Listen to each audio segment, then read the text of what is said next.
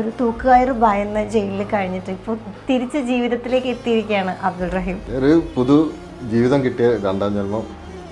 ജനങ്ങളുടെ എല്ലാം പ്രാർത്ഥനയും സഹായങ്ങളും കൊണ്ടും രണ്ടാം ജന്മത്തിലേക്കാണ്. ഇപ്പം നേരത്തെ പറഞ്ഞല്ലോ, പോയത് എനിക്കാണ്, ഇത്രയും വർഷങ്ങൾ പോയി. ക്ഷമ ഇല്ലാത്തത് കൊണ്ടാണ് ജയിലിലായത്. ജയിലിലായതുകൊണ്ട് ക്ഷമ എന്താണല്ലോ പഠിച്ചു. അപ്പം ഇനി ക്ഷമ എന്തിനും ഏതിനും ക്ഷമിച്ച്. ഏറ്റവും വലിയൊരു പാഠം ക്ഷമ തന്നെയായിരുന്നു. ചെറിയ തുകയാണെങ്കിൽ പോലും എനിക്ക് ഇതിന്റെ ഒരു ഭാഗമാവാൻ സാധിച്ചതിൽ എനിക്ക് സന്തോഷമുണ്ട് എന്നാണ് കുറെ ആളുകൾ കമന്റ് ചെയ്തിരിക്കുന്നത്. 1 രൂപ മുതൽ 1 കോടി വരെ. സത്യം പേരെടുത്താൻ പറയാൻ പറ്റാത്ത അത്രയും ജനങ്ങൾ ഇപ്പൊ ഈ കേരളത്തിലല്ല, കേരളത്തിന്റെ പുറത്ത്, ഇന്ത്യ അല്ല ഇന്ത്യയുടെ പുറത്ത് പല ദേശക്കാരും പല ഭാഷയുള്ളവരും. ആരാണെന്ന് അയച്ചവർക്ക് അറിയാം, ദൈവത്തിനും അറിയാം. അവർക്കെല്ലാവർക്കും ദൈവം ആരോഗ്യം ദീർഘായുസ്സും അവരുടെ കുടുംബത്തിനും കൊടുക്കട്ടെ പ്രാർത്ഥിക്കാം.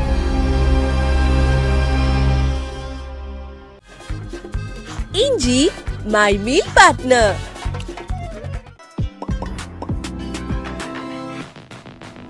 ഹായ് ഹലോ, എല്ലാവർക്കും വെറൈറ്റി മീഡിയയുടെ പുതിയൊരു ചർച്ചയിലേക്ക് സ്വാഗതം. ഞാൻ Mastani and this is my show Masti with Mastani.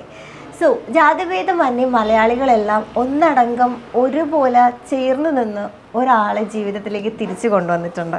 കാരണം നമ്മളിപ്പോൾ ഓൾറെഡി ന്യൂസിലും വീഡിയോസിലും ഒക്കെ നമ്മൾ കാണുന്നുണ്ട്, 20 വർഷത്തോളം ഒരു തൂക്കുകയറ് ഭയന്ന് ജയിലിൽ കഴിഞ്ഞിട്ട് ഇപ്പോൾ തിരിച്ച് ജീവിതത്തിലേക്ക് എത്തിയിരിക്കുകയാണ് അബ്ദുൾ റഹീം. സോ ഇന്ന് എൻ്റെ കൂടെ ജോയിൻ ചെയ്യുന്നത് അദ്ദേഹമാണ്. സ്വാഗതം. ആദ്യം തന്നെ ഒരുപാട് സന്തോഷം. എനിക്കറിയാം ഇപ്പോൾ വല്ലാത്തൊരു സിറ്റുവേഷനിലാണ് ഇരിക്കുന്നത്. ഇവിടെ നമ്മളിപ്പോൾ ഇദ്ദേഹത്തിൻ്റെ വീട്ടിലാണ്. ഇവിടെ ഒരു ആഘോഷത്തിൻ്റെ വൈബാണ് സത്യം പറഞ്ഞാൽ. പെരുന്നാൾ കഴിഞ്ഞിട്ടും പെരുന്നാൾ തീരാത്തൊരു വീട് പോലെയാണ് എനിക്കിത് വന്നപ്പോൾ തോന്നുന്നത്. എന്താ ഇപ്പോൾ താങ്കൾക്ക് ഫീൽ ചെയ്യുന്നത്? ഒരു പുതു ജീവിതം കിട്ടിയ രണ്ടാം ജന്മം. ജനങ്ങളുടെ എല്ലാം പ്രാർത്ഥനയും സഹായങ്ങളും കൊണ്ടും രണ്ടാം ജന്മത്തിലേക്കാണ്. ഒരു പുതിയൊരു ജീവിതം തുടങ്ങുന്ന ഒരു ഫീല് ഞങ്ങൾക്കും അതെ. കാണുമ്പോൾ ഞങ്ങൾക്കും ഒരു പുതിയൊരു ജീവിതം തുടങ്ങുന്ന ഒരു ഫീലാണ്. എയർപോർട്ടിൽ വന്ന് ഇറങ്ങിയ സമയത്ത് എപ്പോഴെങ്കിലും വിചാരിച്ചിരുന്നു ഇത്ര ആളുകൾ, ഇത്ര മീഡിയാസ് ഒക്കെ വരുന്നു? അത്ഭുതമായിരുന്നു അത്. കാരണം ഇവിടെ നടന്ന കാര്യങ്ങളൊന്നും എനിക്ക് അറിയാൻ പറ്റിയിരുന്നില്ല. അവിടെ ഫോണും കാര്യമൊന്നും ഇല്ലായിരുന്നു.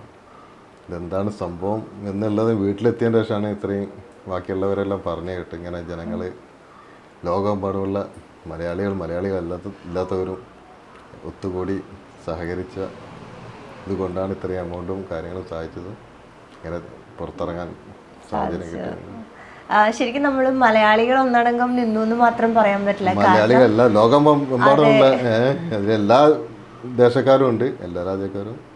ഇപ്പം മലയാളികളല്ലാത്ത തമിഴ്, മൊത്തത്തിൽ എല്ലാ മനുഷ്യരും ജാതിയില്ല, മതമില്ല, നിറവ്യത്യാസം ഇല്ലാത്തവർ, ഒരു ഒത്തൊരുമ. ശരിക്കും ഞാൻ പല വീഡിയോസിന് താഴെ കുറേ കമൻറ്റുകളൊക്കെ കണ്ടു. സിനിമയിൽ പോലും സംഭവിക്കാത്ത, നമ്മൾ അത്രയും ചിന്തിക്കാത്ത കാര്യങ്ങൾ ജീവിതത്തിൽ നടക്കുക എന്ന് പറയുന്നത് ശരിക്കും താങ്കളുടെ ജീവിതത്തിൽ അത് നടന്നു കഴിഞ്ഞു. സൃഷ്ടാവിൻ്റെ ഒരു അനുഗ്രഹം. എല്ലാം മാറ്റിമറിക്കാൻ അവർ സൃഷ്ടാവിനാണ്. ബാക്കി ജനങ്ങളുടെ സഹായവും പ്രാർത്ഥനയും. എൻ്റെ നാട്ടിൽ വന്ന് ഇറങ്ങിയ സമയത്ത് ഇത്ര ആളുകളെ കണ്ടപ്പോൾ എന്താ ആദ്യമായിട്ട് മനസ്സിലേക്ക് വന്നത്? ആകെ ഒരു അത്ഭുതമായൊരു സ്റ്റക്കായി. പിന്നെ കുറച്ചൊരു സമയം എടുത്ത് ഒന്ന് സെറ്റായി മുന്നോട്ട് പോകും. വീട്ടിലോട്ട് കയറിയപ്പോൾ ജനങ്ങളെല്ലാം കൂടിയും സത്യം പറയുക കിളിപോയൊരു അവസ്ഥയായിരുന്നു. ഇവിടെ ഞങ്ങൾ വന്ന സമയത്താണെങ്കിൽ ഇദ്ദേഹത്തിനെ കാണാൻ വേണ്ടി ആളുകൾ പുറത്ത് നിൽക്കുന്നുണ്ട്. ശരിക്കും ഈ സ്നേഹമൊക്കെ നേരിട്ട് എപ്പോഴെങ്കിലും ചിന്തിച്ചിരുന്നോ ഇങ്ങനൊരു മൊമെന്റ് ഉണ്ടാവും? ഒരിക്കലില്ല. പ്രതീക്ഷയെല്ലാം നഷ്ടപ്പെട്ട അവസ്ഥയായിരുന്നു. ഒരു ജീവിതം ഉണ്ട് എന്നുള്ളൊരു എല്ലാം അവസാനിച്ചു. അവസാനം ഈ 2 വർഷം മുമ്പാണ് ആ കുടുംബം മാപ്പ് നൽകാൻ പൈസ ആവശ്യപ്പെട്ടത്. ദൈവത്തിൻ്റെ അനുഗ്രഹം കൊണ്ട് എല്ലാം ശരിയാക്കി തന്ന റിയാദിലെ എംബസി, റിയാദിലെ ജനകീയ കമ്മിറ്റി, നിയമസഹായ കമ്മിറ്റികളും നാട്ടിലെ രാഷ്ട്രീയമില്ലാത്തതും ജാതിയില്ലാത്തതും ജനങ്ങൾ, പച്ചയായ മനുഷ്യർ, 1 രൂപ 1 കോടി വരെ തന്ന ബോബിയെ എല്ലാവരും ഒത്തൊരുമിച്ച. പിന്നെ ബാക്കിയെല്ലാ സഹായങ്ങളും മാധ്യമങ്ങളും സോഷ്യൽ മീഡിയകളും അതിന് വേണ്ടി സഹായങ്ങളും ചെയ്ത് എല്ലാവരും നന്ദിയും കടപ്പാടും. എങ്ങനെ അങ്ങോട്ട് പോയിട്ട് പറയാം. ഇപ്പോൾ അവരെല്ലാവരും ഇങ്ങോട്ട് വരുന്നു, അതിനൊക്കെ കാണാനല്ലോ. ബാക്കി സമയം കിട്ടും കാണേണ്ടവരെ കാണാം. ഇപ്പം കമൻസ് വായിക്കുന്ന സമയത്താണെങ്കിലും എല്ലാവരോടും കമൻറ്റ്, അതായത് ചെറിയ തുകയാണെങ്കിൽ പോലും എനിക്ക് ഇതിൻ്റെ ഒരു ഭാഗമാവാൻ സാധിച്ചതിൽ എനിക്ക് സന്തോഷമുണ്ട് എന്നാണ് കുറേ ആളുകൾ കമൻറ്റ് ചെയ്തിരിക്കുന്നത്. 1 രൂപ മുതൽ 1 കോടി വരെ. ഞാൻ സത്യം പേരെടുത്താൻ പറയാൻ പറ്റാത്ത അത്രയും ജനങ്ങൾ ഇപ്പോൾ ഈ കേരളത്തിലല്ല, കേരളത്തിൻ്റെ പുറത്ത്, ഇന്ത്യ അല്ല ഇന്ത്യയുടെ പുറത്ത്, പല ദേശക്കാരും പല ഭാഷയുള്ളവരും, ആരാണെന്ന് അയച്ചവർക്ക് അറിയാം, ദൈവത്തിനും അറിയാം. അവർക്കെല്ലാവർക്കും ദൈവം ആരോഗ്യം ദീർഘായുസ്സും അവരുടെ കുടുംബത്തിനും കൊടുക്കട്ടെ പ്രാർത്ഥിക്കാം. അത് തന്നെ കഴിയുള്ളൂ. ഞാൻ വന്ന സമയത്ത് ഇവിടെ ഞാൻ നേരത്തെ പറഞ്ഞ പോലെ എല്ലാവരും നല്ല സന്തോഷത്തിലാണ്. അപ്പം ആർക്ക് വേണമെങ്കിലും വന്നോളൂ കാണാൻ, ആ ഒരു ഇതിലാണ്. കാരണം ഇദ്ദേഹത്തിന് അറിയില്ല, ഇവിടെയുള്ള ആളുകൾക്ക് അറിയില്ല ആരൊക്കെയാണ് എവിടെ നിന്നൊക്കെയാണ് സഹായിച്ചതെന്ന്. 20 വർഷം എന്ന് പറയുന്നത് ഒരു ചെറിയ കാലയളവല്ല. അപ്പോൾ പോകുന്ന സമയത്ത് ഉണ്ടായിരുന്ന ഒരു സ്ഥലമല്ല, എല്ലാം മാറിയില്ലേ? എല്ലാം മാറി. വീട്ടിലെ അംഗങ്ങളും പുതു അംഗങ്ങളാണ് കാണുന്നത്. പറഞ്ഞു മനസ്സിലാക്കിയ കുറച്ച് പേര് മനസ്സിലാവുന്നു. ശരിക്കും സോഷ്യൽ മീഡിയക്ക് ഒരു വലിയൊരു പങ്കുണ്ട് തീർച്ചയായിട്ടും ഇത് ഇത്രയും ആളുകളിലേക്ക് എത്തിച്ചതിൽ. അപ്പം അതിലൂടെ തന്നെ ഈ ഒരു തിരിച്ചുവരവ് കാണുമ്പോൾ നമുക്ക് ഒരുപാട് എല്ലാവർക്കും അതായത് മാധ്യമങ്ങൾക്കും സോഷ്യൽ മീഡിയ എല്ലാവർക്കും നന്ദിയും കടപ്പാടും ഇതിൽ പങ്കെടുത്ത എല്ലാ മനുഷ്യന്മാർക്കും. എനിക്ക് തോന്നുന്നു കറക്റ്റ് ബലിപെരുന്നാളിന്റെ ഒരു അർത്ഥം ശരിക്കും ജീവിതത്തിൽ സാക്ഷാത്കരിച്ച ഒരാളാണല്ലേ. നമ്മുടെ ബലിപെരുന്നാളിന്റെ ചരിത്രത്തിൽ നോക്കിയാൽ തന്നെ മനസ്സിലാവും അത് ജീവിതത്തിൽ അതേപോലെ തന്നെ സംഭവിക്കപ്പെട്ടു. എപ്പോഴെങ്കിലും അത് എന്തെങ്കിലും ഒരു നിമിഷത്തിൽ അങ്ങനെ ആലോചിച്ചു വരുന്നുണ്ടെങ്കിൽ അത് ഇങ്ങനെ ഒരു സിറ്റുവേഷനിലായിരിക്കും? ഒരിക്കലുമില്ല. അപ്പോൾ അവസാന നിമിഷം അറിഞ്ഞത് പിന്നെ എല്ലാം ഫൈനലായി, യാത്രക്കാർ അവിടെ അവധിയാണ്. അവധി സമയം കഴിഞ്ഞിട്ട് ഇനി യാത്ര ഉണ്ടാവുമെന്ന നിരാശയിലായിരിക്കുമ്പോഴാണ് സഹായിച്ചവരെ ഏതെല്ലാം വഴി കൂടിയാണ് എത്രയും പെട്ടെന്ന് എത്തിക്കണം എന്നുള്ള ഒരു ചാൻസ് നൽകി പെരുന്നാൾ ദിവസം തന്നെ ഇവിടെ എത്തിക്കാൻ അവരെ കൊണ്ട് സാധിച്ചു. പ്രത്യേക നന്ദി അവർക്കും. റിയാദിലെ നിയമസഹായ കമ്മിറ്റി അതിനെല്ലാം കണ്ണർത്ഥം ചെയ്ത ഒരു വ്യക്തിയുണ്ട്, സിദ്ദീഖ് ഇബ്രാഹിം, അഷ്റഫ് ബാങ്ങാട്ട്, റിയാദിൽ ഇന്ത്യൻ എംബസി. കഠിനമായ പ്രയത്നം, അതായത് ഈ പൈസ എല്ലാവരും സ്വീകരിച്ച് കിട്ടും എത്രയും പെട്ടെന്ന് മോചിപ്പിക്കണം എന്നുള്ളൊരു ത്യാഗം ചെയ്ത് ഉറക്കവും ഇല്ലാതെ എൻ്റെ കൂടെ യാത്രയിലുണ്ടായിരുന്നു ഈ സിദ്ദീഖ് ഇബ്രാഹിം. റിയാദ് എയർപോർട്ട് അവരുടെ ഫാമിലി ഉണ്ടായിരുന്നു. ഒരുപാട് സന്തോഷം, ഒരുപാട് നന്ദി. അവരോടൊക്കെ എങ്ങനെ നന്ദി പറയണം പറയാൻ വാക്കുകളില്ലാത്തൊരവസ്ഥയാണ്. ഇപ്പം നമ്മൾ ജയിലിനകത്ത് നിൽക്കുന്ന സമയത്ത് അറിയാം അവിടെ മൊബൈൽ ഫോണോ അങ്ങനെ പുറം ലോകമായിട്ട് യാതൊരുവിധ ബന്ധമില്ല. പക്ഷെ എന്നാലും എപ്പോഴെങ്കിലൊക്കെ വീട്ടുകാരായിട്ട് സംസാരിക്കാനുള്ള അവസരങ്ങളൊക്കെ കിട്ടി. ആഴ്ചയിൽ 5 ദിവസം വിളിക്കാനുള്ള സൗകര്യമുണ്ട്. ഒരു ദിവസം 15 മിനിറ്റ്. അത് നാട്ടിലേക്ക് വിളിച്ച വക്കീലിനോ എംബസിനോ വിളിക്കാൻ പറ്റത്തില്ല. അവരെ വിളിച്ച നാട്ടിൽ വിളിക്കാൻ പറ്റത്തില്ല. 4 നമ്പറിലേക്ക് വിളിക്കാൻ പറ്റത്തുള്ളൂ. രജിസ്റ്റർ ചെയ്യണം, അവിടെ രജിസ്റ്റർ ചെയ്യണം 4 നമ്പർ. ഈ 4 നമ്പറിൽ 5 ദിവസം, ഞായർ, തിങ്കൾ, ചൊവ്വ, ബുധൻ, വ്യാഴം, വെള്ളി, ശനിയില്ല. 15 മിനിറ്റ് ഈ 4 നമ്പറിൽ സെലക്ട് ചെയ്ത 4 നമ്പറിൽ. അനന്തര നമ്പറിൽ വിളിക്കാൻ പറ്റത്തില്ല, വേറെ ആർക്കും വിളിക്കാൻ പറ്റില്ല. ഈ സമയത്ത് വിളിക്കുന്ന കുറച്ച് കുടുംബ വിശേഷങ്ങളും കേസിനെ പറ്റിയുള്ള കാര്യം, ഈ സമയത്ത് പൈസ എങ്ങനെ വന്നു, ആരുടെ എല്ലാം ഇവിടെ എത്തി കഴിഞ്ഞപ്പോൾ കുറേശ്ശെ ഒരു രൂപം മനസ്സിൽ കിട്ടിയത് ആൾക്കാർ പറഞ്ഞ സുഹൃത്തുക്കൾ പറഞ്ഞു. പക്ഷെ ആ ഒരു 15 മിനിറ്റിൽ ഒരിക്കലും ഇവിടെ എന്താണ് നടക്കുന്നത്, ആരൊക്കെയാണ് സഹായിക്കുന്നത്, എങ്ങനെ സഹായിച്ചു എന്നൊന്നും പറഞ്ഞ് തീർക്കാൻ പറ്റില്ലായിരിക്കും. തീർക്കാനും കഴിയില്ല. ഈ 15 മിനിറ്റ് ഇടയ്ക്ക് ചിലപ്പോൾ ലൈൻ കട്ടായി കഴിഞ്ഞാൽ ആ സമയം പോകും.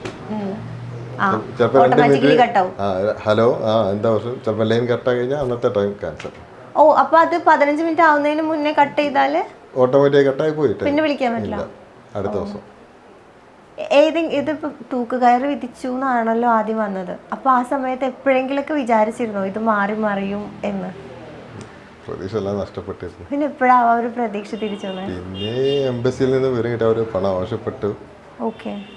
ഇത്രയും എമൗണ്ട് എങ്ങനെ കൊടുക്കാൻ പറ്റും? കാരണം ചിലപ്പോൾ ഈ ഒരു എമൗണ്ട് എന്ന് പറയുമ്പോൾ നമുക്ക് അത് ഒപ്പിക്കാൻ പറ്റില്ലല്ലോ. ഇല്ല, അപ്പോഴും പ്രതീക്ഷ നഷ്ടം. പിന്നീടെല്ലാം സെറ്റായി.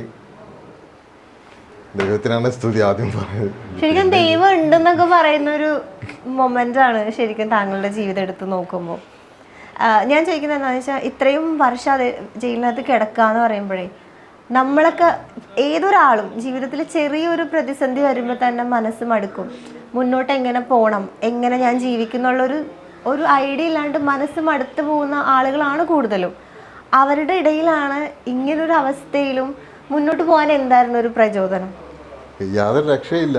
അടച്ചിട്ട റൂമിൽ എല്ലാവരും ഒരുപോലെ ആ പോയേ പറ്റൂ. വാതിൽ തുറന്നു കാണില്ല, ഇറങ്ങി പോകാൻ പറ്റും. ആ പക്ഷെ ഒരു മനോധൈര്യം ഉണ്ടായിരുന്നു. അതെങ്ങനെയാ പിടിച്ചു നിന്നത്? എങ്ങനെയാ? ഇതേ പറ്റൂ. അത് സ്വാഭാവികമായിട്ടും ജയിലിൽ എൻ്റെ കൂടെ 10-75 പേരുണ്ട്. റൂമിലോ? റൂമിൽ ഒരു സെല്ലിൽ എല്ലാവരും ഉള്ളിൽ എത്തിപ്പിക്കും. എല്ലാവരും ഒരുപോലത്തെ കേസുകളും, ആ ഒരുപോലെ ഡ്രസ്സ്, ഒരുപോലത്തെ ഭക്ഷണം. സാഹചര്യം ഒരാഴ്ച 2 ആഴ്ച കുറച്ച് ടെൻഷനും, പിന്നെ സ്വാഭാവികമായിട്ടും അതിൽ ലയിച്ചു പോകും. പക്ഷെ എന്നാലും ആ ഒരു മനോധൈര്യമാണ് ശരിക്കും. ദൈവത്തിൻ്റെ ഒരു അനുഗ്രഹം, സ്തുതി. ദൈവവിശ്വാസിയാണ്. ഓക്കെ. ആ ഒരു സമയത്ത് ഇവിടെ വീട്ടുകാരെങ്ങനെയായിരുന്നു ജീവിച്ചത്? അതല്ലെങ്കിൽ സപ്പോർട്ട് ചെയ്തതൊക്കെ എന്താ? അവർ ആശ്വാസവാക്ക് പറയുമായിരുന്നു വിളിക്കുമ്പോൾ? ശരിയാവും, സബു വെയിറ്റ് ചെയ്യും. ഞാൻ ക്ഷമ, സബൂർ എന്നൊരു ക്ഷമ, ആ ക്ഷമയാണ് ഇപ്പോൾ ഇത്രയും മുന്നോട്ട് എത്തിച്ചത്. ഇപ്പം നേരത്തെ പറഞ്ഞല്ലോ പോയത് എനിക്കാണ്, ഇത്രയും വർഷങ്ങൾ പോയി. ക്ഷമ ഇല്ലാത്തത് കൊണ്ടാണ് ജയിലിലായത്. ജയിലിലായത് കൊണ്ട് ക്ഷമ എന്താണല്ലോ പഠിച്ചു. ഇപ്പം ഈ ക്ഷമ എന്തിനും ഏതിനും ക്ഷമിച്ച് ഏറ്റവും വലിയൊരു പാഠം ക്ഷമ തന്നെയായിരുന്നു. തീർച്ചയായിട്ടും. ആ ഇപ്പം പുതിയൊരു ജീവിതം തുടങ്ങാന്ന് പറഞ്ഞു. പക്ഷെ എന്നാലും ഈ നഷ്ടപ്പെട്ട് ഇത്രയും, അതായത് ജീവിതത്തിന്റെ നല്ല നിമിഷങ്ങൾ എന്നെടുത്ത് പറയുന്നത് സത്യം പറഞ്ഞ ജയിലിനകത്തായിരുന്നു. ഇനി ഉള്ളൊരു ജീവിതം എങ്ങനെയാണ് ആഗ്രഹിക്കുന്നത്? കുടുംബമായിട്ടും സുഹൃത്തുക്കളുമായിട്ടൊക്കെ ആലോചിച്ചിട്ട് കാര്യങ്ങൾ മുന്നോട്ട്. അതേപോലെ തന്നെ വിവാഹത്തിനെ കുറിച്ച് പറഞ്ഞിട്ടുണ്ടായിരുന്നു. ഉപ്പയില്ലാത്തൊരു പെൺകുട്ടീനെ കല്യാണം കഴിക്കണം എന്നാണ് ആഗ്രഹം. അതെന്തുകൊണ്ടാ? ഒരു മനസ്സിലൊരാഗ്രഹം. കുടുംബമായിട്ടും എല്ലാം ഒന്ന് ആലോചിച്ചിട്ട് അതിനുള്ള വ്യക്തമായ തീരുമാനം എടുക്കണം. ഇതിപ്പം താങ്കൾ ജയിലിലാണ് എന്നുള്ളൊരു വിവരം എങ്ങനെയാ കുടുംബം അറിഞ്ഞത്? എങ്ങനെ അറിഞ്ഞത് എനിക്ക് അവരറിയിച്ചതാണോ? അത് ആരാണ് അറിയിച്ചത്, എങ്ങനെയാണ് അറിയിച്ചത് എനിക്ക് ഫസ്റ്റ് അറിഞ്ഞൂടാ. കാരണം ബന്ധം കഴിഞ്ഞു. കാരണം പോലീസ് കസ്റ്റഡിയിലായതോടുകൂടി പുറലോകമായിട്ട് ബന്ധം കഴിഞ്ഞു. അല്ല, അപ്പൊ നമുക്ക് ഇവിടേക്കാന്ന് വെച്ചാൽ നമുക്ക് അറിയിക്കാൻ പറ്റുമല്ലോ ആരെങ്കിലൊക്കെ. പക്ഷെ അവിടെ ആരാണ് ഇവരെ അറിയിച്ചത്, എംബസി അറിയിച്ചത് ഒന്നും അറിഞ്ഞൂടാ.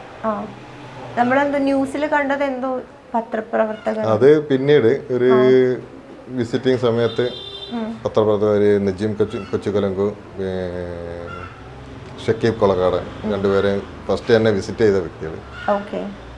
പിന്നെ തുടക്കം മുതൽ സഹായത്തിനായിട്ട് അഷ്റഫ് വെങ്ങാട്ട് എന്ന റിയാദിലെ ഒരു മലയാളി, എല്ലാവർക്കും അറിയാൻ പാടും, ഒരാണ് എല്ലാ നിയമസഹായങ്ങളും ചെയ്തു തന്നത് തുടക്കം മുതൽ.